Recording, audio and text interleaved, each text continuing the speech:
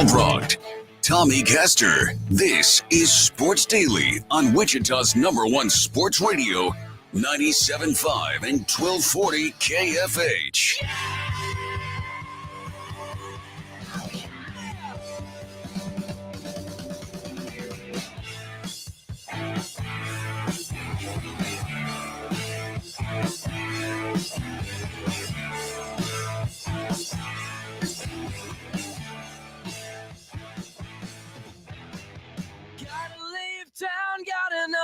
And welcome in, everybody, to another edition of Sports Daily here on KFH. Happy birthday, KFH, on the FM side. 75 years ago today was when KFH went to FM, the first FM in Kansas, we're told. Very cool.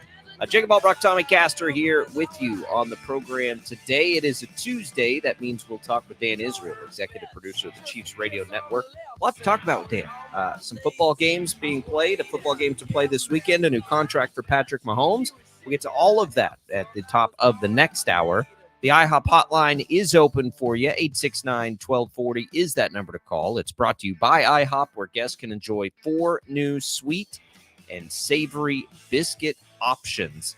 A lot of stuff to get into. Another big injury week in the NFL. And, by the way, Tommy, fantasy football is in chaos right now. You don't want to finish last in your fantasy football league. Well, the Upper Hand Fantasy Podcast is something we have access to. It brings you the latest news and player insights to help you win. Big waiver wire day today. You've got in-depth analysis there, start-sit questions, everything you need for your fantasy team. You can download that Upper Hand Fantasy on the free Odyssey app or wherever you get your podcast. I've been trying to feverishly sort through waivers and not forget about any leagues this morning, Tommy. It's because Nick Chubb's done for the year. Yeah. Saquon Barkley is out for a few weeks, and you just keep tallying it up, and it's a battle of attrition. But, man, this is the dilemma for the NFL. Jacob Albracht, Tommy Castor here, by the way, if I forgot to introduce us. You don't want to pay the running backs because they get hurt, but they're at the most risk for injury because of what they are asked to do. The league's got to do something here. Like, the guys that take on the most danger in the league can't be the most underpaid. That is counterintuitive. Yeah, I was texting with a buddy of mine last night about fantasy football, and I've never known anybody to be more snake bitten than my friend. He had Aaron Rodgers, J.K. Dobbins, and Nick Chubb on his fantasy team. So there goes your starting quarterback and 2 of your starting running backs just gone. I mean, for the entire year. And then, of course, you mentioned Saquon Barkley. I've got him in a couple of leagues. But, man, it's been brutal through the first couple of weeks of the season. And you know what? We always act surprised about this. We're always like, man, it's been brutal. It typically is. It's just different players, year in and year out. There's always a couple of guys that early on go down for the count, basically, for the season, and you're left kind of scrambling. Yeah, it's tough. And it's tough at that position. And, whether it's fantasy football, real football, whatever it is, you go through it and you try to figure it out. And these teams will do the same. It sucks. I mean, come on now. Like, who doesn't love watching Nick Chubb play football? Like, whether you love the Browns, hate the Browns, whatever, he is old school and, man, he is awesome. And that was just a disgusting, brutal injury. And it's no fun there. But the Steelers get a big win last night. Do they get the win if Nick Chubb's there? I'm not sure. Nick Chubb was running all over him before he got hurt, but they did get the win. That's a big win for them. The Saints hold off the Panthers. Nice win for them. I like this double dip Monday Night Football thing, Tommy. Like I'm a pretty big fan of this. There's enough like bad games each week that I would totally be on board with shifting them. But of course, on a Monday, you'd have to do it at the beginning of the year. I think we're going to get another one next week. I'd be on board with the 2 Monday Night Football games. I kind of like it. Yeah, I also read yesterday that because of the strike going on in Hollywood, that ABC is going to be simulcasting many more Monday Night Football games. I think I saw like 10 more Monday Night Football games or something like that will be simulcast on ABC, as well as ESPN, just because of the writer's strike and all of that going on, or the actor's strike. So I mean that's kind of cool. You get a chance to like see it on network TV as well as ESPN, and that's really, I mean, you and I grew up in the days of ABC Monday Night Football, right? So kind of cool. And even though it's the exact same game, like last night I watched it, like I wanted to watch the ABC game as opposed to the ESPN game, just because like nostalgia, like I'm a fan of that. Give me 2 networks. I don't care. They can put it on. They can put on whatever they want. ESPN and ESPN2. I don't care. I want it though, and I ESPN has done a really good job. Give them a lot of credit. I thought both broadcasts were really good, really well done. Joe Buck and Troy Aikman do bring something to Monday Night Football that they've lacked for whatever reason. You always sit here and we've talked about like how, that name recognition, does that really mean something? Man, I think it does, because it feels bigger when Buck and Aikman are on the call. So, good games last night outside of the Chubb injury. We get, another week now of the NFL in the books. It's hard to figure this thing out. The Steelers are one of those teams that we think will be in the mix, or at least I do, and you can sort of see flashes of it. And then you see other times where Pickett is wildly inaccurate. Deshaun Watson, by the way, it's not going to happen for him. I don't think. I never thought it was going to. I'm with the masses in how ridiculous I think the deal that they signed him to and the trade and what they gave up. He just doesn't. I mean, he's not accurate. He looks slower to me by far than what he used to be. I mean, he'll make some plays. He's far from the worst quarterback in the league, but Tommy, what they gave up for him and what they're paying for him, like how much better? Because was it Jacoby Brissett that was there when they made it? Like, how much better is Deshaun Watson than Jacoby Brissett in reality? In reality, that's the big point. I mean, on paper, you would say Deshaun Watson and just his body of work is better than Jacoby Brissett by a country mile, but that hasn't been reality. And I think that, if Kevin Stefanski and that offense can try to find ways to, fit Deshaun Watson in what he can do now, not the Deshaun Watson from Houston, but the Deshaun Watson today and now, if he is a step slower, if he's not quite as accurate. I mean, there are ways that you can still package up a quarterback with the raw talent that Deshaun Watson has to try to put his best foot forward. But that really hasn't happened, I don't think, in the time that he's been back in the league. And I really wanted to see this offseason. I mean, he came back in week 12 last year, and really you could tell just didn't have it. I thought, okay, with a full off season and, being able to like work his way through these issues and get back to game speed, maybe it'll work. And it really truly hasn't. They've got a good amount of talent on that team too, even despite Nick Chubb going down. I mean, Amari Cooper's on the team, and they've got, a pretty decent defense. So I want to see them package Deshaun Watson in a better way. As far as Pittsburgh is concerned, you've been higher on them all along than I have. The jury's still out for me. I would like to see what Pittsburgh can do when they don't face a good defense, because they faced San Francisco in week number 1. We know about their defense. Cleveland's defense is pretty salty in week number 2. And Kenny Pickett hasn't looked great in either one of those games, fairly inefficient. So I want to see what this Pittsburgh offense can do when they face kind of a middle of the road or even worse defense. I agree with that. They've got some weapons. They got some injuries to deal with. The Deontay Johnson injury is going to hurt them a little bit, but they do have some depth. It's mostly about Pickett and can they protect him. There were times where the Browns just had free rush last night. We're like, what in the world? How does that happen? I don't love their offensive coordinator, but they've done a good job, and Mike Tomlin is the man, and we'll see on Pittsburgh. I think that, at the end of the year, Pittsburgh will be better than Cleveland. Will they be better than Cincinnati or Baltimore by the end of the year?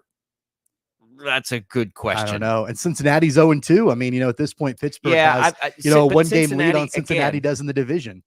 Cincinnati's 1-7 all time in Joe Burrow's first 2 games of a season. So this is normal for Cincinnati. That's why, it's for me with Cincinnati, it's like, okay, yeah, this looks bad. I'm more concerned about his calf, obviously. If his calf is a serious injury, that's the concern. But them being 0-2, it's sort of part of the course for them. That's sort of what they do. And then they hit this groove and then they take off like wildfire. But we'll see. It's all about his calf when we talk about Cincinnati in that division. But, Pittsburgh had a nice game.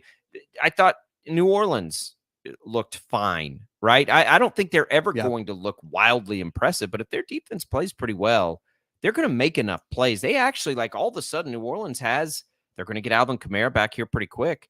They got a pretty good collection of talent. Rashid Shaheed looks like the real deal. Michael Thomas seems back, and we love Chris Olave, right? It kind of looks like Derek Carr picked the right spot. I don't know if you look at that division now, which has become really interesting with, 3 2-0 teams in it. Who do you like of that group of 3? It seems like it might be pretty even. I don't think Atlanta talent-wise is there, but they've got this weird formula that works. So, what looked like one of the worst divisions in football, might be one of the most entertaining divisions in football anyway. But, I was pleasantly surprised. Bryce Young, I think it's too early to get much of a read on anything. I think he makes some impressive plays, but I don't have a good feel for Bryce Young yet. I just can't get a good – Anthony Richardson, I think we can all see it and be like, okay, Shane Steichen was the perfect fit. Good for him. CJ Stroud is a better thrower than I thought he would be. Yeah. Right out of the gates. I think Bryce CJ Young Stroud has more 300-yard games in his, first 2 games than Justin Fields does in his entire career. Justin Fields looks terrible. Okay, let's just really put that right out there. Justin Fields looks awful. They need to just let him run 20 times a game. For real, just go straight up old school, throw it, 15, 20 times a game and just run like crazy. I don't know what else to do if you're Chicago, but yeah, he looks bad. CJ Stroud does not look bad. CJ Stroud already looks better than Justin Fields has ever looked as a passer. The other thing about Bryce Young, to your point, is that there's really not a great collection of talent around him, right? I mean, Adam Thielen, is basically what the lead guy. I mean, I know they've got DJ Shark and, a couple of other guys, but really there's not a great collection of talent around Bryce Young, where on the other side of the field last night, you mentioned with the Saints, they've got quite a bit of depth at the wide receiver position for Derek Carr. And so that helps the veteran quarterback in Derek Carr with a pretty deep wide receiver core. And that's not the way that the Panthers are operating right now. So I'm not willing yet, to say anything about Bryce Young as far as his prospects long-term, because I don't think that he's got people around him, right now, at least through the first couple of games, to make him all that successful. I think that will come over time. But you could definitely tell the clear talent disparity at the skill positions from the Panthers to the Saints last night. Yeah, there's no question. He's going to deal with that all year. But, they've got some safety blanket kind of guys there, and we'll see if Jonathan Mingo can become anything. But they definitely are lacking. Which, that's why they traded DJ Moore. They basically traded anything they had to go get Bryce Young in the first place. So we'll see. It's been an interesting start for the rookie quarterbacks. I think they've all handled themselves pretty well, honestly. And it was a pretty unknown class to me. It's been 2 years now of, not a slam dunk for the quarterback position. Like we'll probably see next year, right? We'll see a couple guys we like. Speaking of quarterbacks, the top dog now is paid like the top dog. Patrick Mahomes gets his new deal. That was the big news yesterday before the Nick Chubb injury. So let's talk about that. We'll come back. We'll talk about this Patrick Mahomes contract. We'll certainly have more on that with Dan Israel at the top of the next hour. But big news of Monday is Mahomes is the top dog now. What does that mean for the Chiefs? What does it mean for, the short-term future and long-term future? We'll dig into it. It's Jacob Albracht. It's Tommy Castor. By the way, lots of giveaways today, as always. We've got some tickets to a variety of things, and let's start things off right with one of our big ones, a pair of tickets to see Bert Kreischer Friday night at Intrust Bank Arena. He's bringing his Tops Off World Tour. It's at 7 o'clock Friday. He was named the 2023 Stand-Up Comedian of the Year at the Just for Laughs Comedy Festival in Montreal, and you can see him in just a few days at Intrust Bank Arena. Pair tickets right now to the second caller, 869-1240. Chad Chambers will get us a winner. We'll come back. More Sports Daily right after this.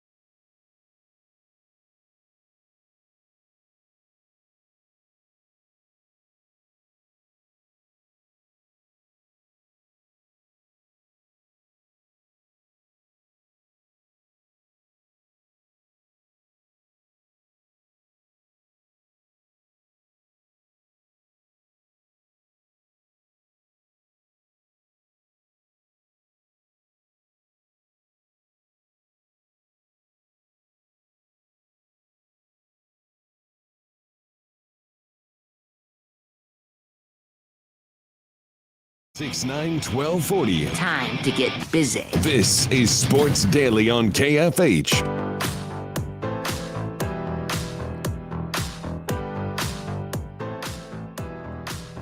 Congratulations to John, headed to Seabrook Kreischer at Interest Bank Arena Friday. We'll have one more pair of tickets to give away there this week. Also getting away some Paw Patrol tickets today, some Wichita Thunder tickets, some HTO, lots of stuff still to come. So keep that IHOP hotline handy. And Keep it handy if you want to call in and chat too here on KFH 869-1240. You can also leave us your comments on our video streams, which you'll find on Facebook, YouTube, and Twitch. Glad to be here, Jake Albracht, Tommy Castor, making our way through another wild and crazy week of the NFL. Tommy, that is with big news yesterday. Patrick Mahomes basically redoes his contract. So what was a contract that was going through 2031, and we were sort of been waiting for this. And then, talks of it really did simmer after fast and furious talks or reports early in the offseason. But Mahomes and the Chiefs agree to basically a new 4-year contract with 210.6 fully guaranteed years. It's the biggest 4-year contract in NFL history. It allows Mahomes to basically then renegotiate or I guess become a free agent in 2026. So it significantly shortens the length of the deal for Patrick Mahomes. I've always wondered if he was going to be the first quarterback to sort of tie his contract to a percentage of the salary cap. Maybe that's coming down the road. It's not coming this time, though. It's structured in a way where basically he makes like 0.1 million over Joe Burrow for all intents and purposes. So it sets him to the top of the market. The next one, and really probably the only one that's in the mix to go bigger, is Trevor Lawrence. But, that's a little ways down the road. So this just establishes things where they need to be, Tommy. I think it's a good deal for both sides, probably. And Mahomes, you sent me this yesterday. And the first thing I can think, I wonder if he's going to make $1 billion as a player, because he's going to be able to redo this deal now, Tommy, in his age 31 season. Like, in theory, he could have 2 more contracts after this one.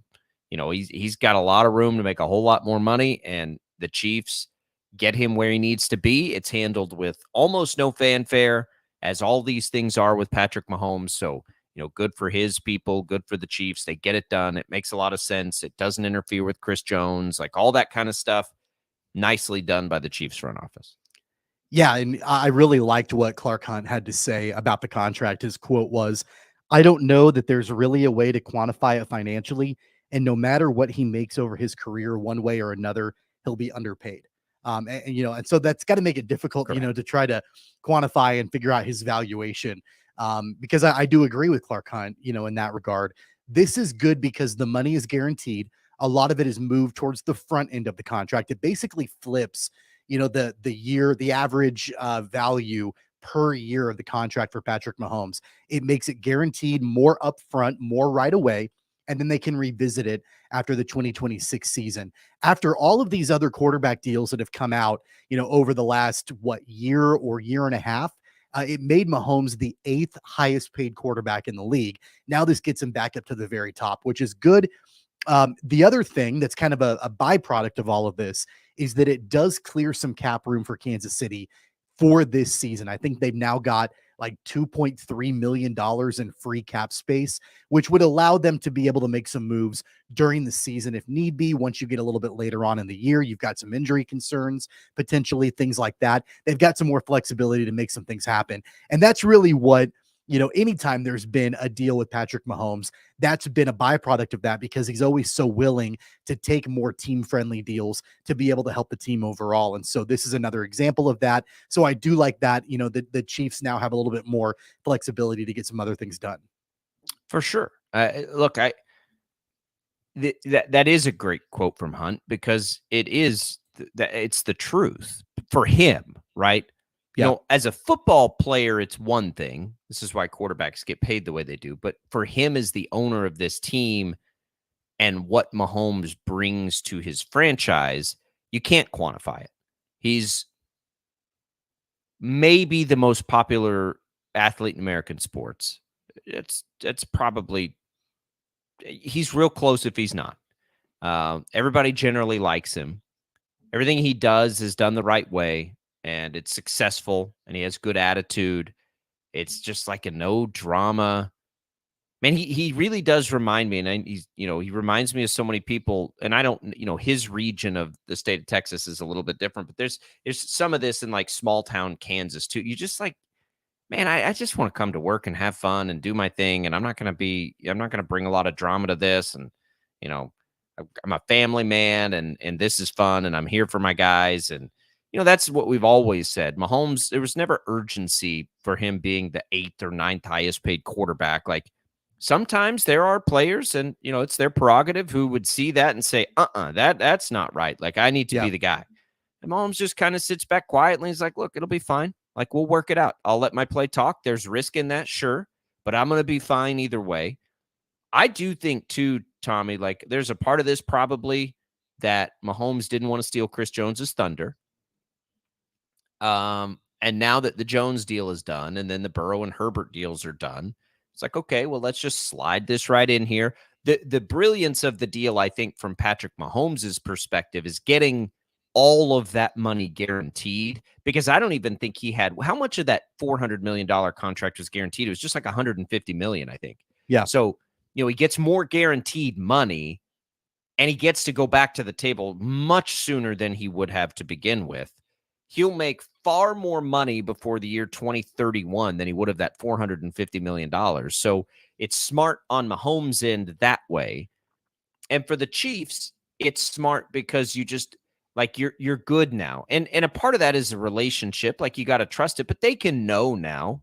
Like, we know what that's going to look like now for 4 years, and we can work through it. And, if you look at some of the reporting, it's all like, it's not an even split, right? There are some years where it's here and some years where it's down lower. And that's very clearly, to me, like Brett Veach looking at each year's salary cap and what they expect they need to do and saying, all right, and this year we're going to need more money to do this. So let's push some of that money here and that money here. And it's just like, I can't imagine how relieving and how much easier it is and how much better you can be at your job to have that sort of relationship with your highest paid player. And I can't imagine a lot of other quarterbacks in the NFL being willing to do that, and work with their general manager to say, okay, this year we're going to need to pay you a little bit less because we're going to have this kind of cap hit and we're going to need some more flexibility to get a couple of other things done. I mean, this is like long-term planning and sitting down with the representation of the best quarterback in the league and saying, okay, here's what it's going to take for us to put the best team out on the field year after year after year. And that takes a special kind of relationship between the front office and the star player. And we've seen really great relationships over the years between quarterbacks and front offices and ownership. Like, I think of Tom Brady and Robert Kraft.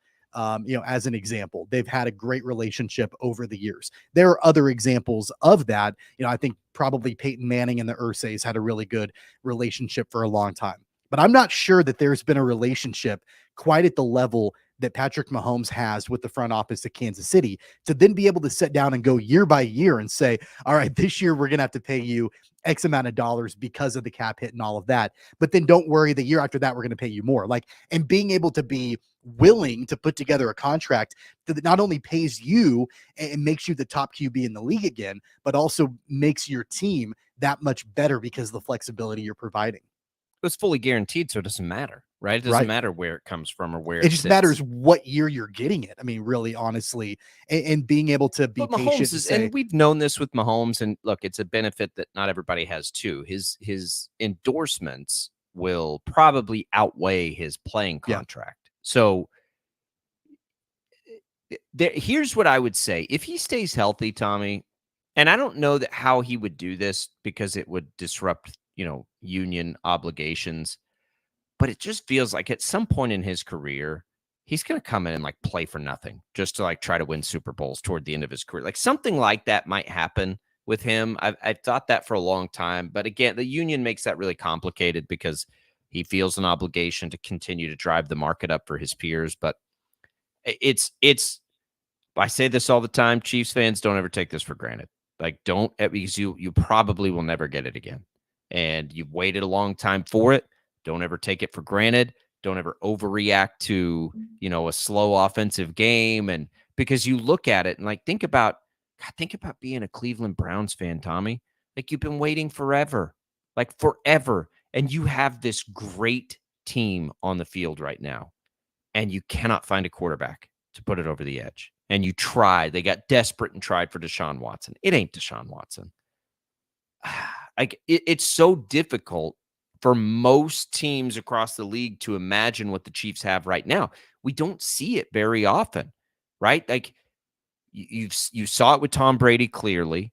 We think we have it with Joe Burrow and Justin Herbert, maybe Josh Allen, who's going to get paid now. I forgot about Josh Allen. He'll probably reset the market. But like there aren't very many of them where you have that. Tony Romo gave the Cowboys that, of course, but he didn't win anything. So like it's you're lucky. The Chiefs are lucky right now. And I just like further back to the Chris Jones situation. They are not ever going to do anything that derails this train. And they will pay what they think they can pay, and they'll move on, because the bottom line is you got Mahomes paid now, but protecting Mahomes is the second most important thing that they feel like they'll do. That's why they're going to pay all these offensive linemen and continue to do it. You know, Travis Kelce, right now he's willing to pay at a discount because it is a discount. You know, if that stays true forever, again, now you've gotten lucky and struck gold twice, Chiefs fans, because it just doesn't happen. And they're getting it like this. And, you know, Mahomes sets himself up. He's the highest paid guy again. That's the crazy thing. Like, we're all looking at this and it's like, wow, it's a team-friendly deal. Because it's a team-friendly deal, yet he's the highest paid quarterback in football. Right. It's wild, but it is. Yeah. It's a team-friendly deal. The other thing I want to mention really quick, that it's not important at all in the scheme of everything in the big picture, but I do find it funny that when Joe Burrow's deal was announced, it literally was announced when the Chiefs were playing in Thursday Night Football against the Lions on opening night, like right around kickoff, like the Bengals slid that in, that Joe Burrow has a new contract. You know, and I think that there was probably some deliberateness into that, you know, like, hey, let's try to take a little bit of the attention away from the defending champions opening up their season on opening night. And then Mahomes' deal gets done and it just gets dropped on a random Monday at 1:00 in the afternoon. Like, there was no fanfare, no pomp and circumstance, just kind of like, hey, here's a new deal, where the Bengals felt like they needed to announce Joe Burrow's deal to maybe take some of the attention away from Kansas City. I found that kind of interesting. Doesn't really matter at the end of the day, but I kind of was like, all right, I see what you're doing here. I see what you're doing here. I think that just took them a while to figure out the Burrow deal, because they'd clearly been working on it all off season.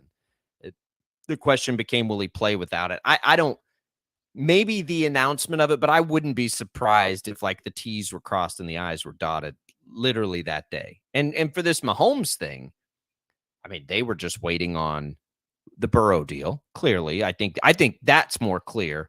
And I do think he was waiting on Chris Jones, like, because I'm sure they've had this teed up for a little while. They just needed to go, what is the number that we got to go right over the top on Burrow for? Because again, Mahomes feels that obligation to the union, I think, as much as he cares that he's the top guy. I mean, he cares that he's the top guy. Don't get me wrong, but he cares way more that the Chiefs have the flexibility to do what they need to do. But I think it was the Chris Jones thing. I don't think Mahomes, I think he's smart and savvy, and he knows, like, as Chris Jones is getting raked over the coals here and there's no end in sight for him, I don't want to like swoop in and then the Chiefs give me all this money when they're saying they can't give Chris Jones. That's not a good look. And I think he has a great understanding of that kind of thing. And I applaud him for that, because that to me is what the Chiefs have been waiting for. And Mahomes maybe even has been waiting for, is just push pause. Let's let him figure his out. And then we can just sort of slide mine in. There wasn't the bags, or he said thank you. I think he thanked God on social media. And that was it. And he'll talk usually he talks on Wednesdays. I think Tuesday's the off day. So we probably won't hear from him. They may pull him in there. We'll see today. But it's just business as usual. And we're going to see this again and again and again, Tommy, as the Chiefs have great players that feel like they need to get paid, and the Chiefs are just going to say no a lot. And that's just the way it is. And, Mahomes has given them ability to say yes as often as they can. But this is the formula now, and they've got to manage a roster with the highest paid quarterback in the league, which is far more difficult to do.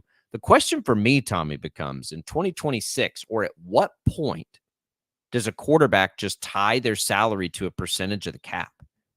Because that's how you can not have to renegotiate these all the time. Like, if you've got, I mean, who would qualify for something like that right now? Mahomes certainly would. Allen, Burrow, Herbert. I think we got to see Jalen Hurts do it without Shane Steichen. That might be it. I mean, That's that might probably be the it. group. And so you say, we're just tie us to the cap, give us a percentage to the cap, and then at that point, all we got to talk about is the years and how much of it's guaranteed. But like, it's easy to find the number because we know it'll be. But the only problem with that is if you did it that way, then you wouldn't have the flexibility to like front load, back load, do all the things that they did when they know they're gonna need the money. So maybe that does never happen, but that's going to be the way guys get paid the most. So Well, there's going to be an agent at some point that pushes for that. The other part of this, and you've brought this up before in conversations about Mahomes' contract, is at what point and what kind of issues do you run into, and can it be allowed where a player the stature of Mahomes starts to ask for partial ownership of the team? And that's something that I know that there's going to be some, issues with the union and with the, CBA and all of that. And I don't exactly know how that all plays out and what that looks like. But, if Clark Hunt is saying that it doesn't matter what we pay Patrick Mahomes, he's going to be underpaid. And I agree with him because of the value that he brings to the organization, even outside of just playing on Sundays, what kind of overall value to the franchise he brings. At what point does a player like Mahomes and his representation say, hey, we would be interested in minority ownership in the Chiefs? And can that be something that we, can we negotiate that? What does that look like long-term for us? So I do think that that's something that could potentially be on the table down the road. You know, what's crazy about that? Mahomes brings his value, off the field as much as he does on the field. And he's sort of unique in that. As a business owner, there's almost nothing somebody could provide that would allow me to let them have ownership of the business. You know what I mean? The NFL is the most valuable brand in the world. The Chiefs have one of now the most valuable brands, but it's become more valuable because of Mahomes. The only way that would ever happen is if Mahomes demanded it, which Right. gets, that at that point becomes less about football and more about business. And if I've got this mega company that's worth all of this and it's been in my, it wouldn't be much that would ever entice me to give up ownership, because that's the value, right? That's what you've worked so hard for. That's all these things. So I don't know. I do think it's on the table for him because I think you want his name tied to your franchise. It makes it more valuable, right? His value is inherent there. If he does nothing, but he just sits there at the games, right? Like he's that kind of presence for them. We'll see. Patrick Mahomes' deal gets done. We'll have more on that with Dan Israel coming up at the top of the next hour. This may be something we talk about next, and then again a little later. Mel Tucker's out at Michigan State, and all of a sudden, a couple familiar names are mentioned right there as maybe potentially interesting candidates. Tommy will give us that report. We'll come back. Let's give away some Wichita Thunder home opener tickets.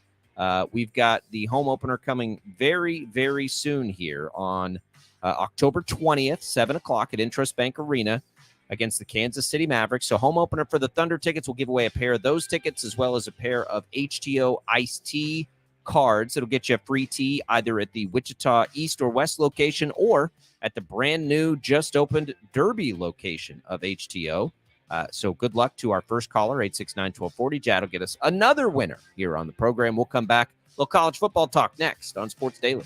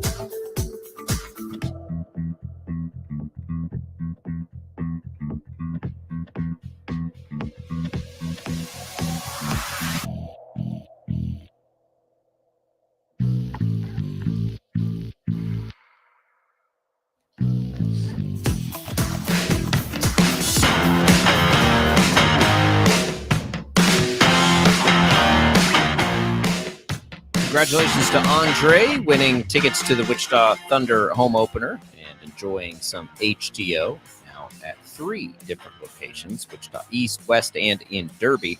All right, Tommy, Mel Tucker's out at Michigan State, and here we go again.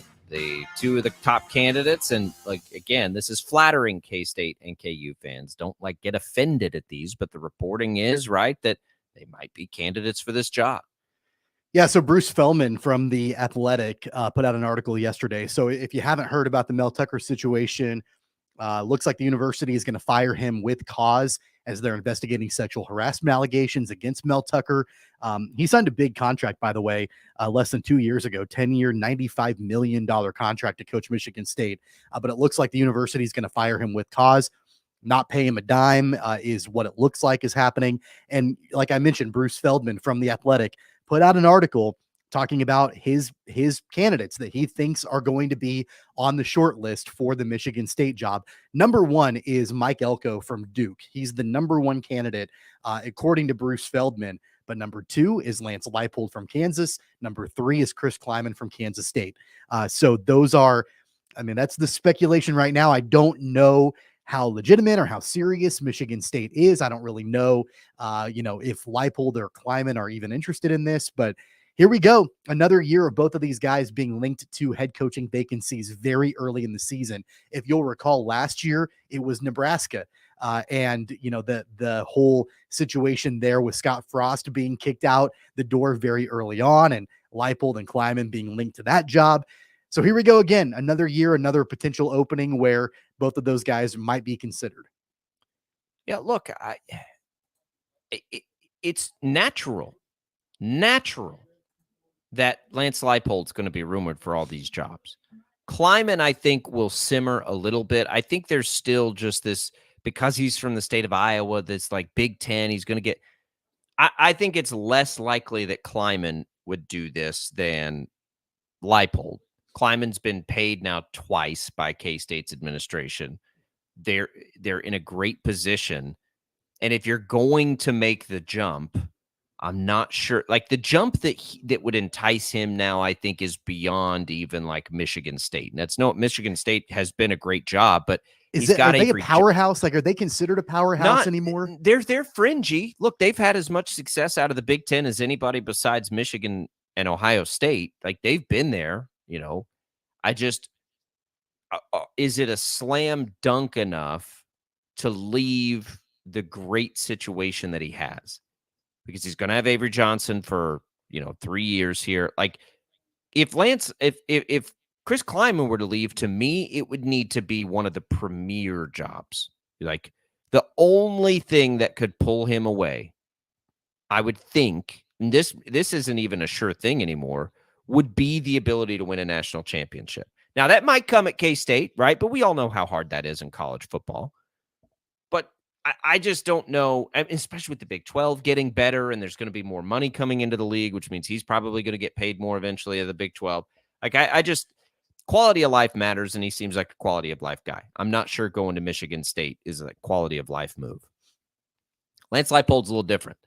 Look, Lance Leipold is at a program that, while it's ascending, it's not where K-State's is right now. They're building the new football stadium. They built the new facilities. They've gotten him a raise. They've done all these things.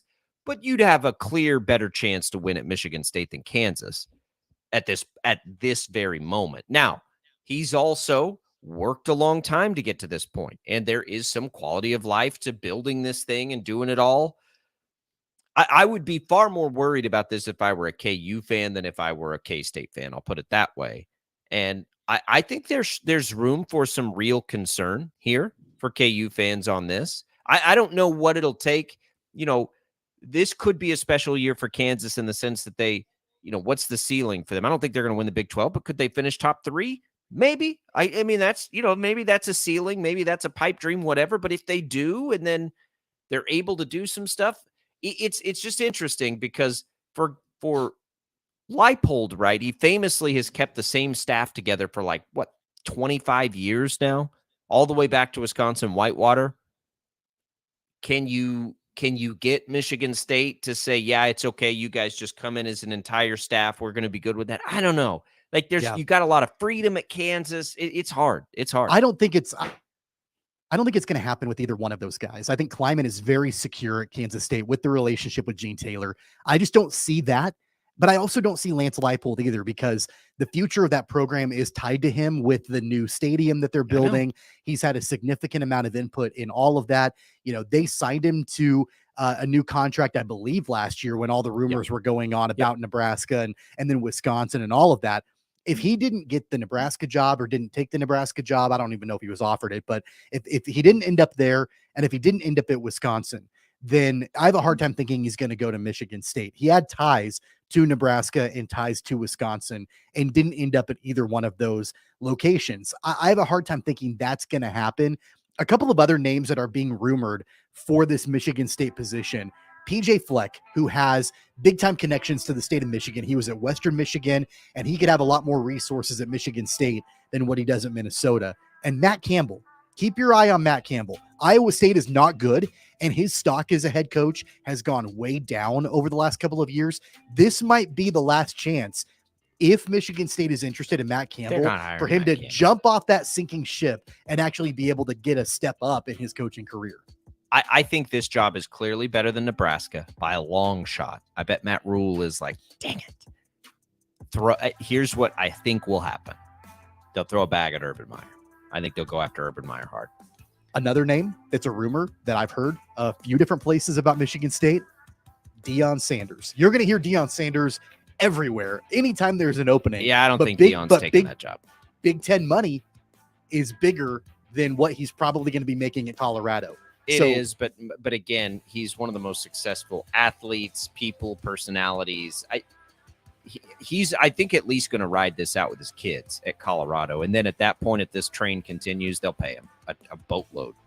I think the guy is Mike Elko from Duke. I mean, he's kind of been the number one guy on all the different articles that I've read, potentially. I mean, he's doing wonders with Duke, and he's not paid a whole lot. I think he could get a big-time payday if he goes to Michigan State. If they want to win a natty, they're going to throw a bag at Urban Meyer. The dust has settled enough on Meyer. Dude's literally won everywhere he's ever been. That's just, that'll be my, what's the, we'll go look at the betting odds. I'd take my money. I'd put it on Urban Meyer because I think they're desperate to win now. This blew up in their face. They don't want to lose momentum.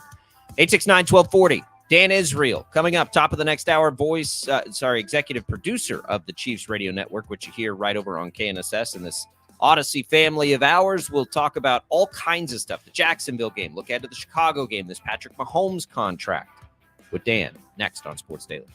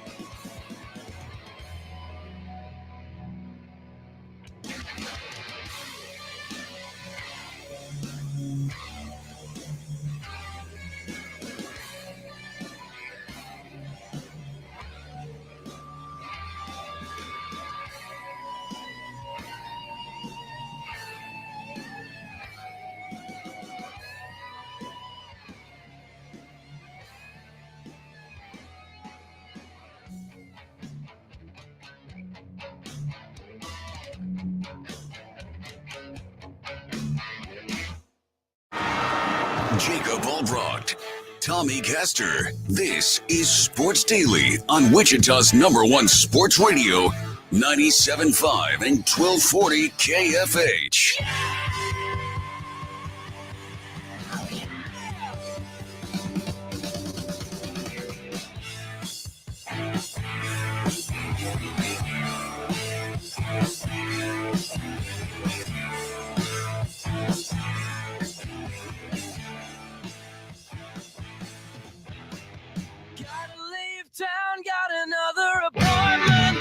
All right, welcome back in, everybody. Sports Daily. Jacob Albracht, Tommy Castor here on KFH. We appreciate you tuning in to the program here today.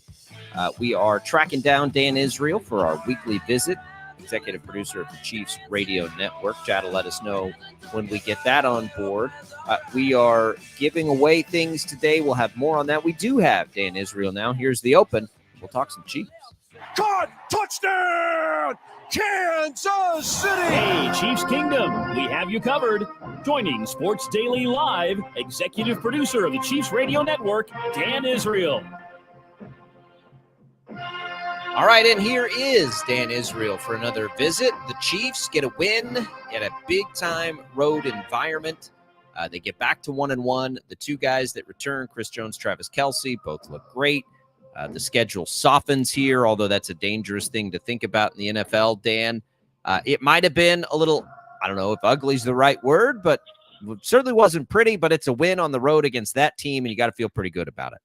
No question that first half was ugly. I think even Coach Reed would say that wasn't the prettiest thing he's ever coached. But I did think late in the game, you started to kind of see the championship Chiefs emerge.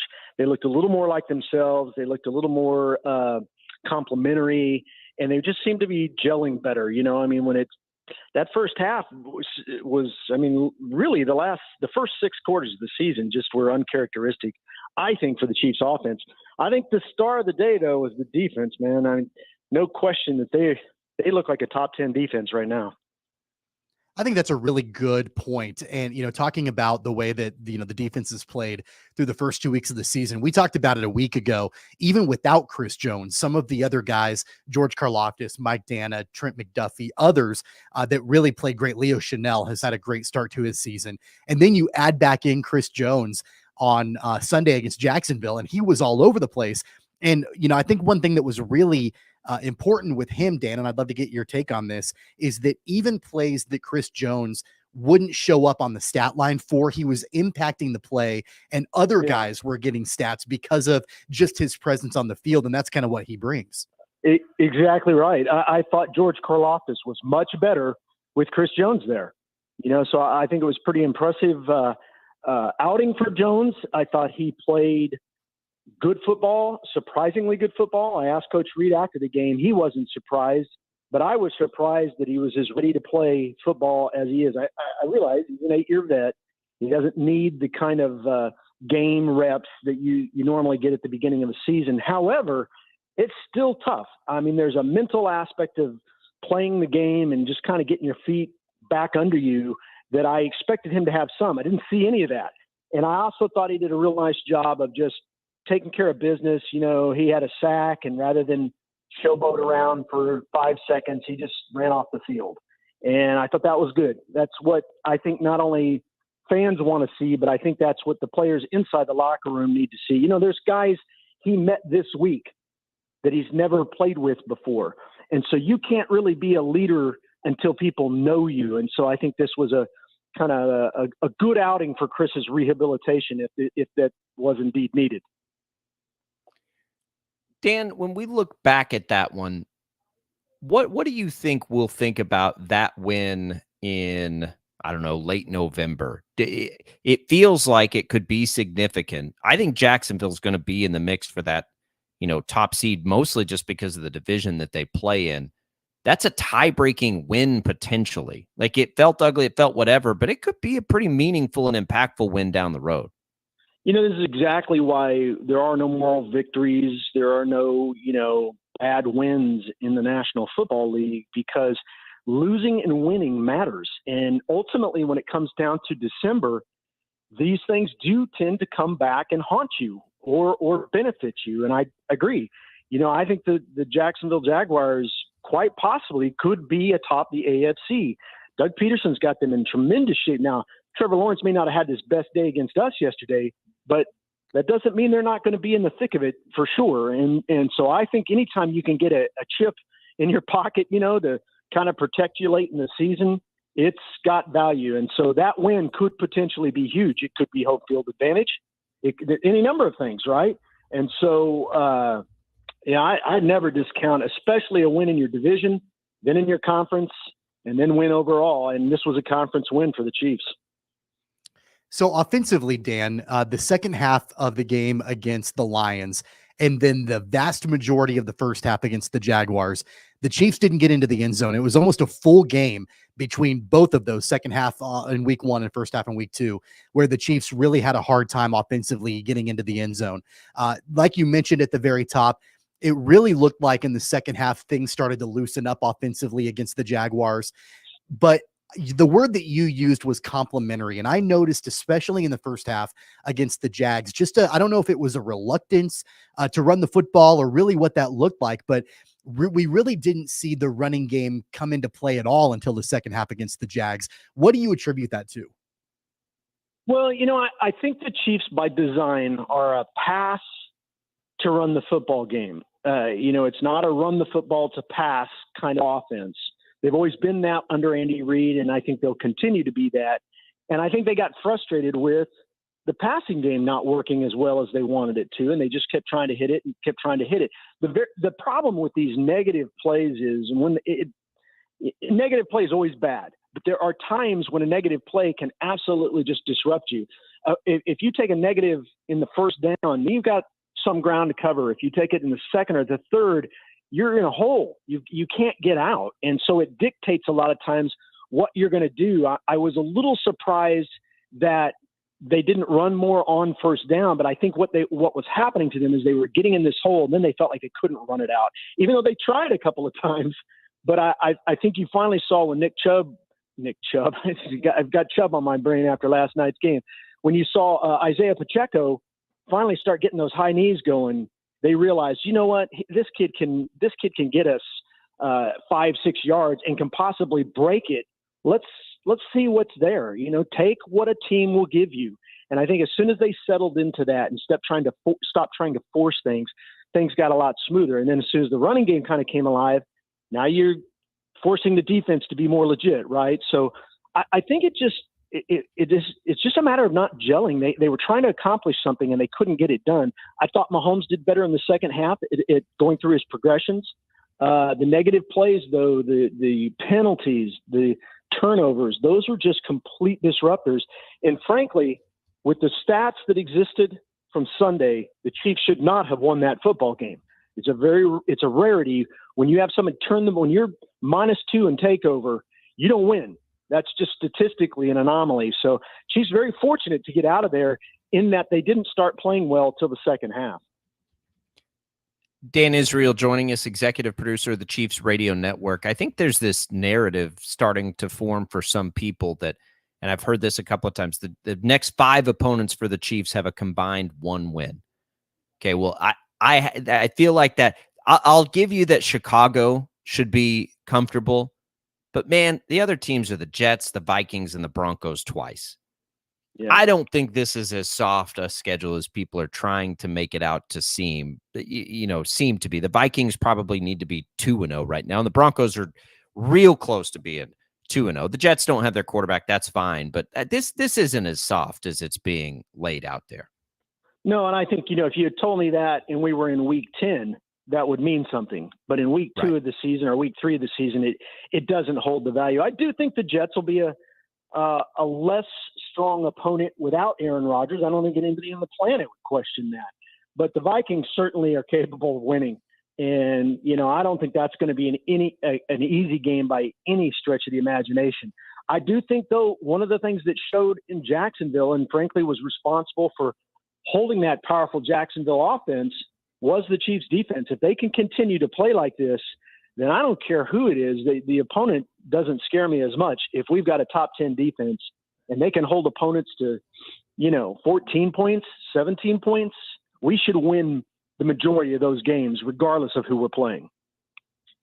Dan, the elephant in the room on Sunday, the penalties on Jawan Taylor. And that was a huge storyline in game, actually even leading up to the game, but then in game and then post game. And then, there was obviously that stretch of plays where Andy Reid pulled him, had the conversation with him. He ultimately came back in, but it was a rough game for Jawan Taylor coming back to Jacksonville after being with the Jaguars for a number of years. Any takeaways on how that all played out and kind of how he'll be able to prepare moving forward and what that'll look like? Tommy, I thought it was interesting. I kind of soft tossed the coach after the game in my interview with him. I said, it was hot out there. You had to pull Jawan Taylor out. And he just flat out said it wasn't the heat. He said he was just overwhelmed with he just needed to settle down for a couple plays. And then he went back out there and it was good. He also said something I thought was kind of surprising in that he believes Jawan doesn't have to kind of cheat that foot back. He can stay up in there. He's quick enough. He said he's quick enough to get that first step. He doesn't have to play like that. So I don't want him to play like that. And so I think once that sinks into Jawan Taylor, you're going to have a better right tackle out there. Definitely had a bad game though. I mean, there's just a couple of times. And again, the timeliness of those penalties sometimes are brutal. When they started those 2 false starts again, it was like, oh boy, here we go again. And I know Joe Tooney was one of those, and that's unusual. That's uncharacteristic for Tooney. But still, you just can't. When you've had a penalty, you need to be hyper-focused on that next play because now you've got the hole to dig out. You don't want to dig it deeper. Well, God, I hope he can, be effective without that back step for what they're paying him. They got to have him be good. Let's talk about the receivers a little bit, Dan. A nice bounce back. I thought Sky Moore had a couple of really nice routes and looked confident. Kadarius Toney, that was probably exactly what he needed to get back confident, which is the run after the catch stuff, and they put him in a good position.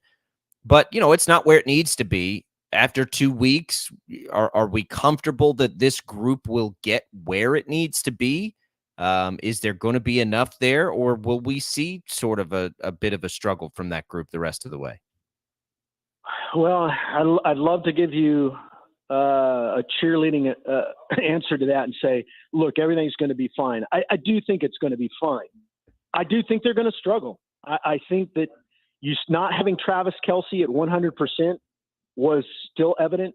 And for whatever reason, we just can't get one of those guys to really elevate even to a true number 2 position. To me, there's no reason MVS should not be at a number 2 receiver, in that he could be a number 1 receiver on most teams. But with this team, it is a spread the ball around kind of offense. You're never going to get the numbers that you probably would get if you were on a team where you were the primary target every time, like a Travis Kelce. But somebody has got to be that guy that we can count on, and or all those somebodies. And I think right now you did take a step forward with Kadarius Toney, although coach said he had in his post-game press conference had a foot injury. So, is that going to be a Sammy Watkins kind of deal? I hope not. I really think Toney's got talent, and he's shown flashes of that talent. But we need these guys to be able to depend on him. I think from a quarterback standpoint, Mahomes needs somebody besides Kelce that he can depend on, that he knows he can find and it'll protect the football. And I don't think anybody's really showing those signs yet. I wish they were. I hope game 3 is better, but there's a lot to do. There's a lot to do yet on the receiver end of it. Well, following up on that a little bit, Dan, I know that this is something that we maybe expected to an extent, but there were 11 different receivers that were targeted by Patrick Mahomes on Sunday. 12, I guess, if you count Donovan Smith, which, I think you probably can't. Right. But regardless, 11 different receivers targeted in that game against Jacksonville. Is that a matter of Patrick Mahomes trying to figure out who the go-to guys are going to be? Or is this something that we're going to see more of as the season goes on, where they're just going to spread the ball around all over the place? Well, I do believe it's part of the design. So I would say an honest answer to that would be, I think it's a little of both. But I do think that's part of the design. And that's why it's not important, I guess, that one guy rise to the top and be accountable if all of them do. And if Sky Moore continues to progress, if Kadarius Toney can settle down into what he could be, and MVS could rise to what he really should be, then I think this all works. And the design to spread the ball around is very effective. You don't know who to defend, right? So that makes it very tough. If Patrick Mahomes is the only one on the field who knows where the ball is going, that's a lot harder to defend than it, if you know it's going to Travis Kelce. But I just don't feel like the room, the receivers room, is together on the same page. There were a couple of moments. So I think Justin Watson ran into another player who was crossing, another Chief who was crossing. It just seemed like they didn't quite have their sea legs under him yet. And so I really want to see how this develops. I do think it's part of the design, but honestly, I think it was part of Mahomes trying to say, look, somebody be that guy. Couple more for you here, Dan. One on that, from what you're seeing or hearing from the coaches behind the scene, are teams defending Mahomes differently now than we've seen the last couple of years, where he sort of adjusted to that, and then last year won the MVP? Are defenses doing something deliberate here that you can see that is also? It seems to me like he's throwing quicker and not going as much through progressions as he used to. And I wonder if that's a product of the way he's being defended. I think it's more a product of just trying to take what they give you. A lot of teams tend to show man-to-man, especially down on the line, and then they'll shift at the last minute and become zone, if not off the line, the entire defense. And I think they're trying to fool Mahomes that way. But honestly, he's pretty savvy now, and he's seen an awful lot of games. And I always think this was, I never thought Tom Brady was the greatest of all time in his first 10 years. I thought he was a guy in a good system. He was an accurate guy. He took care of the football. But post his second decade of football, it's hard to say, isn't it? Tom Brady became a smart quarterback. He had seen it all, and then he started surgically taking teams apart. And I think that's where he kind of showed the Tom Brady that we know today. It wasn't in the front part of his career. Well, Mahomes is reaching that as well. He's getting to a point where he's recognizing all of these defenses. I think teams are trying to mix it up. I think teams are trying to take advantage of the two new guys on the edge, which is always the case. That's the edge is always the most vulnerable part. That's why we value tackles so highly. And I think in this case, they were picking on a little bit on John Taylor. Last week, Hutchins, the Lions, just their defensive line was really attack and aggressive oriented. And so I felt like Mahomes didn't have a lot of time last week. This week, I felt like he had more time than he was using. And I'm not sure what the reasons were for that. Maybe he read the defense and then they shifted, or maybe the play that's called is a step and throw. I mean, we saw Trevor Lawrence do that all day, and he does it quite effectively. So I think some of it's just to vary the timing, and some of it's probably just what Mahomes' pre-snap read was. But, I don't really see a systemic. Like, I don't see teams coming in every week. It's been 2 weeks, right? But I don't see anybody doing the same thing, saying, hey, look, this team was really effective against Patrick Mahomes. Let's do that. One more for you, Dan, here as we continue to just dissect everything Chiefs. So we haven't even talked about the Patrick Mahomes contract, which is, obviously good news for the franchise and Mahomes and all that. But I do want to ask a question about the Bears, because Bears haven't looked good. Justin Fields hasn't looked good, but man, Justin Fields can run. And at some point they're going to just, I think, like let him run wild, which has been a thing that's, troubled the Chiefs defense and others. What do you expect to see? A lot of Fields running around, and, are the Chiefs ready for that sort of wrinkle from Chicago this weekend? I think they'll be ready. I always think, I don't want to say that's a mistake, but you see it an awful lot. Certainly Josh Allen runs, there's probably been no more recent example than to look at guys like, RG3 and the Ravens quarterback, Lamar Jackson. But even if you watch the Ravens play the last couple of weeks, he's not running as much as he used to. And he was never a strong passer. He has an arm, but he's never been a tremendously accurate passer. And so I think they've realized we can't survive on a rushing quarterback. And I think that, we don't want to do that. I don't think other teams really truly want to do that. But out of desperation, I think it's likely it will happen. So, should the Chiefs be ready for it? Absolutely. Absolutely. Will they? I think so. And, how much they do it, I think is just going to depend on what the game is like, what the game situations are. But I'll tell you what, our defense is so fast. I would expect they're fast and physical, which is last year I thought they were fast. This year I think they've added physicality to that. And if they continue to be that kind of defense, I don't think it's going to matter. They'll convert a third. The Bears will convert a third down with Fields' legs at some point. But I don't think he's going to make a game-changing kind of it's not going to give them the leverage that possibly it would have given years ago, either last year or even the year before, certainly. And there's probably a pretty high likelihood they can turn him over too. All right, Dan, it's a late afternoon kick, 3:25. You'll hear it over on KNSS. You guys have anything special coming up on the broadcast this week? Not yet, but I'm trying to get a special guest. If we can get him on there, he's a gregarious guy. He is a former head coach for the Bears, and he is a guy that does not hold back on his opinions. If things come together, I'm hoping we get Mike Dick on the air, which would be really fun. Oh, that'll be awesome. Yeah, he was. That'll be awesome. Lenny Dawson's, and just whatever comes out of his mouth, it doesn't matter what he's saying; it's how he's saying it. I love that part of it. So I hope it comes together. I don't know if the schedules are going to work, but we're trying. All right, Dan Israel, we'll look forward to that and anything else that you and Mitch and the gang will have on the call on Sunday against the Bears. We'll talk again next week. Again, Dan Israel, executive producer, Chiefs Radio Network. We appreciate it. Thanks for joining us on Sports Daily. Thanks, guys. Go Chiefs.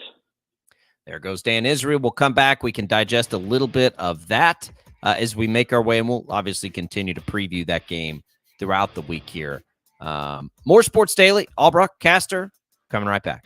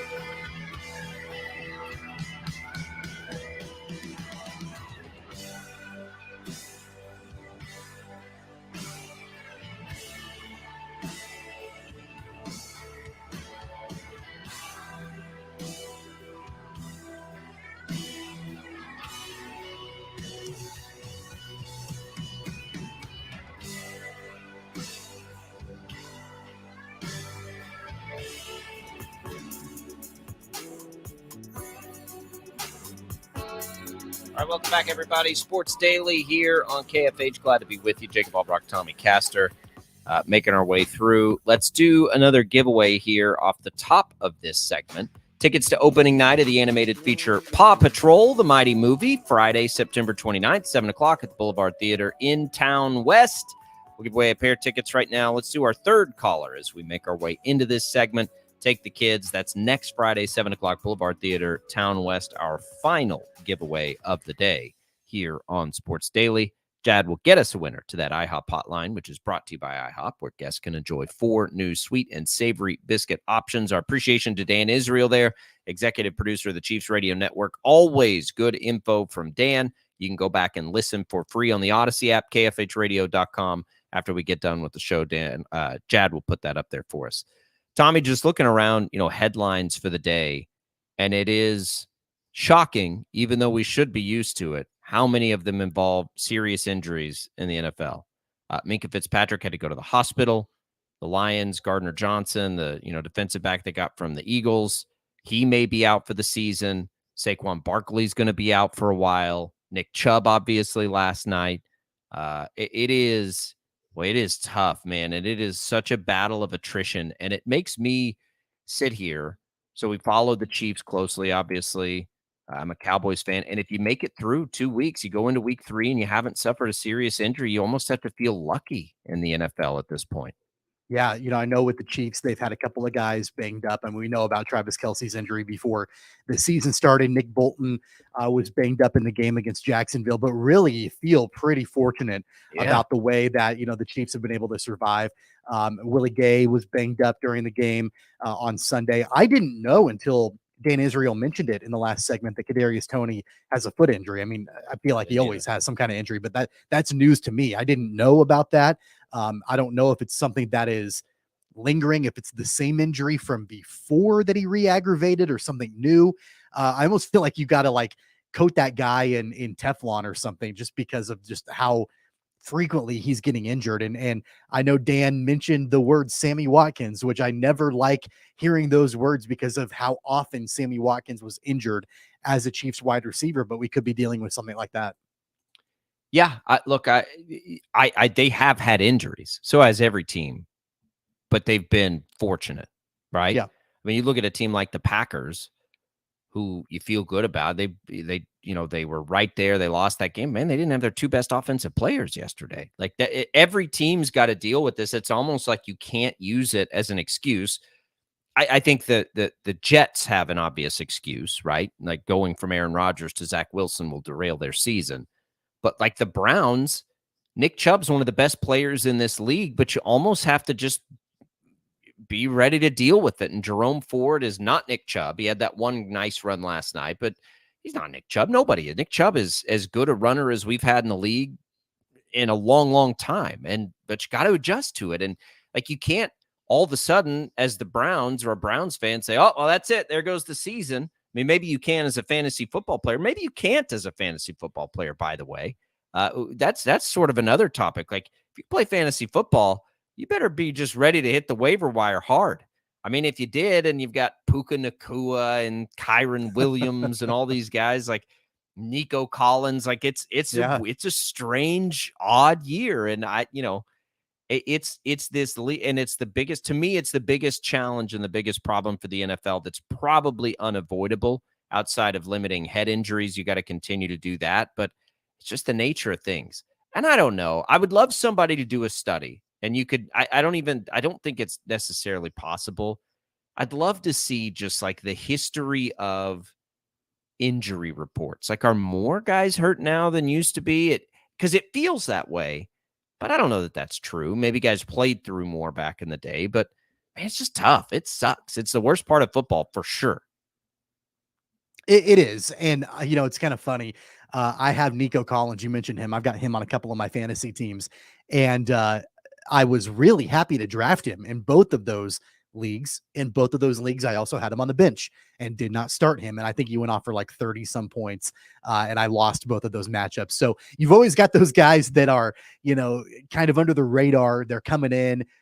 They end up, kind of exploding on the scene. In the case of the guys from the Rams that you mentioned, like that's been necessity. I mean, with Cooper Kupp's injury and Puka Nacua kind of stepping up in that regard. And then with Kyron Williams, I don't know have you been following the Cam Akers drama? And it looks like the Rams are planning on trading him. He was a healthy scratch on Sunday. Sean McVay drama for his entire career. It's basically been the way that it's been. And it looks like, they are shopping him around to other teams and, not really wanting him to be a part of the Rams moving forward.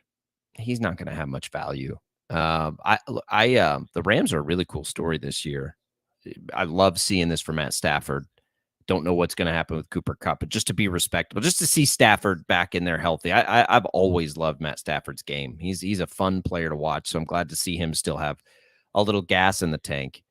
Yeah, I don't know. The fantasy football part of it is tough because I don't think I've ever had Nick Chubb, not for any other reason, because I love Nick Chubb as a player, and I have him like on 3 teams this year, and I'm like, okay. All right, well, what are we going to do here? Well, you got to kind of adjust. There's no, there's no rest for the weary when you're playing fantasy football. And, most of the time the same people do well because they're the ones that are the most locked into the waiver wire and all that kind of stuff. So it's a fool's errand to try and navigate the NFL and its injury landscape. But it does make you feel good if you're a Chiefs fan. Yeah, they've had nicks and bruises, And they've been this way for a few years, Tommy, really. Like, if we're being honest about it, like they've had guys with nagging injuries and that kind of thing, but the Chiefs have been fairly injury fortunate, if nothing else, but to like keep Mahomes and Kelsey together and on the field and those kinds of things. And, that's a wild thing to think about, but it happens to every team. And we sit here in week 3 and it's happened across the league, and it changed. That's why it's hard to power rank too, to me, in the NFL. Like, we want to do these power rankings, but everybody's an injury or two away. I'm looking at CBS Sports' power rankings right now. You've got the Niners 1, Cowboys 2, Eagles 3, Chiefs 4, Ravens 5, Dolphins 6, Bills 7. They've got the Jags too low, in my opinion, down at 10. They got the Falcons way too high at 12, but they've got the Bengals at 21 and the Chargers at 22.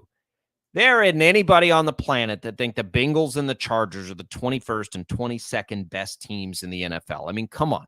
Like, that's the part of it. Like, records, I don't even care what records are right now, to be quite honest with you. It's like, how has a team looked?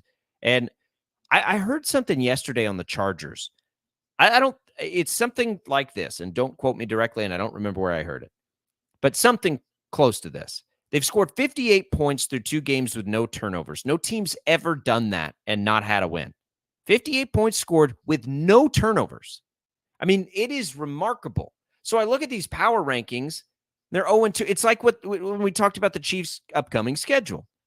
Yeah, the next 5 opponents do have 1 win combined. The only bad team out of those next 5 is the Bears, who they play this week. The Jets, the Vikings, and the Broncos are all dangerous still. Those are all dangerous teams. The Jets less so, I think. But are you really going to overlook the Vikings? No, right you're now? not going to overlook any of them, but there is an argument to be made. You are what your record says you are. I think that I don't agree with that in the NFL. On a week-to-week basis. On a week-to-week basis. No, right. Everybody is dangerous enough to beat anybody at any given time. We see that time in and time out across the NFL. I mean, how many different times have we seen a team that is dominant and playoff bound or whatever play down to their competition and then end up almost getting beat by a team that is clearly less superior than them? It happens all the time in the NFL. That being said, though, if you're trying to power rank teams, you are what your record says you are. The Bengals and the Chargers are both 0-2. Are either one of them top 10 teams in the NFL right now? No, they're not, because you are what your record says you are. And so I understand that from a talent perspective, neither one of those teams are the 21st or 22nd best teams in the NFL from a talent perspective, but from a winning perspective, absolutely they are. I sort of look at it, I think, the way Vegas does. Like, I look at, let me look at those power rankings, because I didn't even look for the Vikings. Where do they have the Vikings? So they have the Vikings at 26. The Vikings are better. We'll look at the teams ahead of them in the rankings right now. They're better than the Raiders. They're better than in my opinion, the Giants.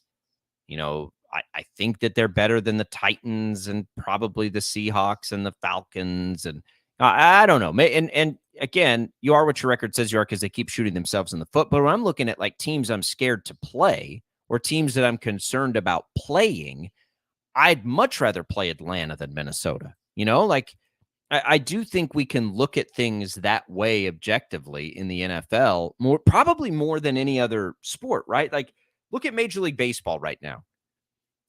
Usually the teams with the best record are the teams you would least like to play. Like, it sounds odd to say out loud, but I don't want to play Baltimore right now. I don't want to play the Orioles. But in football, like, whatever it sits here, there's so many circumstances in football that change things. What happens in week 8, like, it's how many different seasons do you think there are in the NFL in a regular season? 4, probably like 4 game seasons. Yeah. So yeah. Like, you might play a team in week 10 that has 4 wins, but got healthy or has hit a groove that you're just like, well, that timing kind of sucks. No other sport is like that, I don't think. It's crazy thing about football. It's why it's fun to watch. It's why it's fun, although, seemingly impossible to bet. And, you look here at the Chiefs at 1-1, and I think they're fine. Like, I wouldn't say I feel the best about the Chiefs across the league right now, but I still think they're going to be there in the end. And, they got a big win on the road. And yeah, it was ugly at times, but who cares? They got a win in Jacksonville. I mean, it seems so likely that win in Jacksonville is going to come into play late in the year with Jacksonville, by the way, that you're going to look back and nobody's going to remember that, they had so many penalties and they played ugly in that game. They're just going to remember that they won that game. And it's week to week in the NFL. And so when we talk about Chicago, and we'll have more on them later in the week, I don't think Chicago doesn't scare me. It's rightfully the biggest spread we've seen all season. But I could see Justin Fields running around a little bit and frustrating the Chiefs defense. I don't know how if the Chiefs offense doesn't look good this week, Tommy, then this will be the first time I'm concerned. I've told you through 2 weeks I'm not concerned. If they don't look good against Chicago, I'll be concerned because Chicago's not good defensively. I mean, the Chiefs have averaged 18.5 points through their first 2 games. So they're averaging under 20 points a game. They scored 20 against the Lions. They scored 17 against the Jaguars.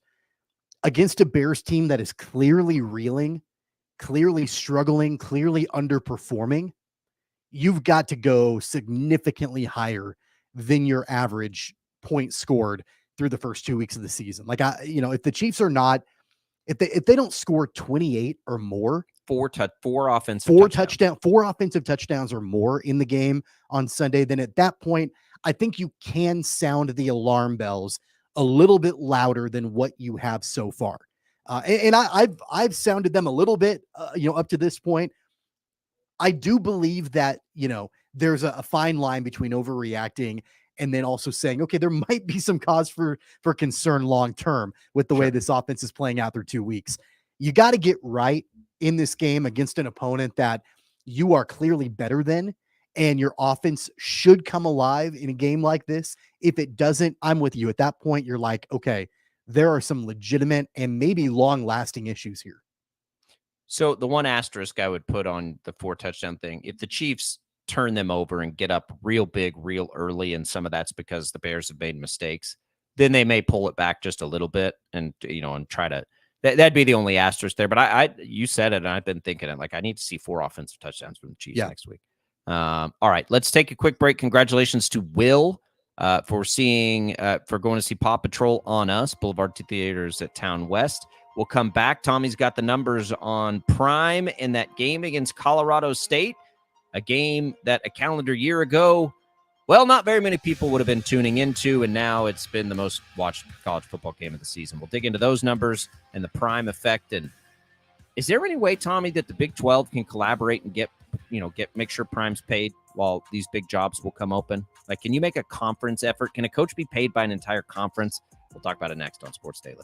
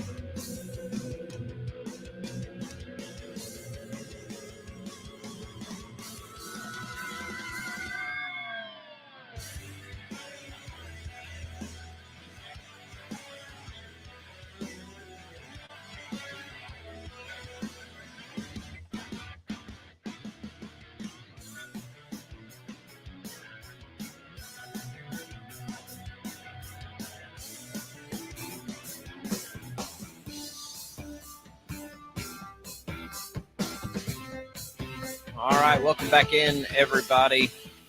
Hope everybody's making it through the early part of the week. This is a crazy kid week for us, Tom. The carpooling, like it's just nuts. Hope the school year is going well for everybody, and you're keeping your sanity as we get adjusted back from the summer. All right, Tommy, the numbers are in on Coach Prime, and it's honestly not even surprising anymore.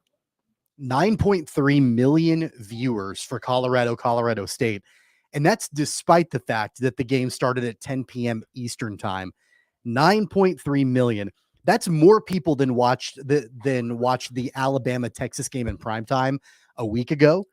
It's also more than double the viewers that watched the most watched Big Ten game so far this season. Another stat that is just incredible is that the Colorado State game was the fifth highest watched show or watched college football game ever on ESPN. Fifth. It ranks fifth ever on ESPN. So the games above it Auburn and Alabama in 2014, USC, Ohio State in 2009, Ohio State, Virginia Tech in 2015, Boise State, Virginia Tech in 2010.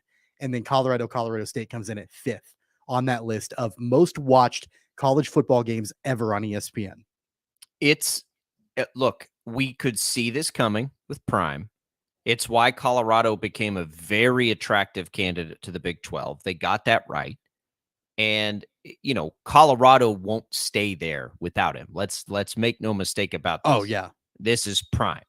So, you got to do everything you can to hope that he stays there if you're a Big 12 fan. And it's not just him. Their success also has warranted this, and the fact that there are very high-level players at the top end there that we want to get a look at. But, I mean, both the big, college football shows and programs have all been there now. 60 Minutes has done a story. Like, it's everywhere. And Prime's handling this stuff beautifully, by the way. He knows that this attention is good for his school. It also makes me, think it's going to be more likely that, coaches can fast track. And Prime's not even a fast track coach. Like, he's coached for a while.